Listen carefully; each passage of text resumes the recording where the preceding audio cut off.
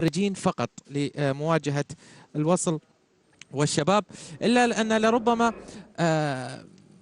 يعني صورة لا تعليق عليها، يعني أن تصل الصورة في المدرجات إلى هذا الشكل في هذا العدد القليل من الجماهير. أنا حقيقة أتساءل: أين رجال الأمن؟ أين رجال الشرطة؟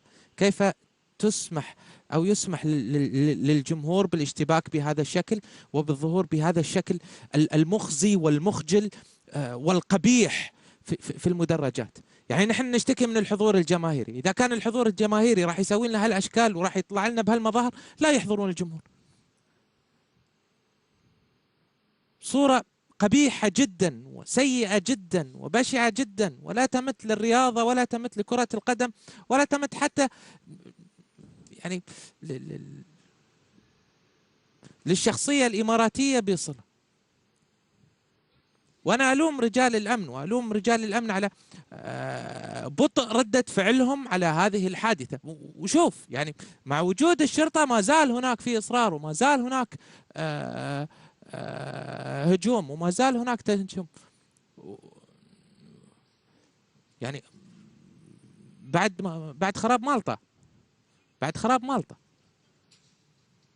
يعني صورة مفاجئة. أنا كان يكلمني الأستاذ عماد عثمان يقول لي كان في اشتباك بين الجمهور، لكن اشتباك بهذه الطريقة بهذه الصورة أمر مرفوض تماما، وأمر يعني محبط. يعني كافي الإحباط اللي كان في المباراة اليوم، والصورة الفنية اللي كانت رتيبة في معظم فترات مباراة اليوم، على الرغم من أنها مباراة الأسبوع، لكن الصورة أن تظهر بهذا الشكل وبهذا القبح.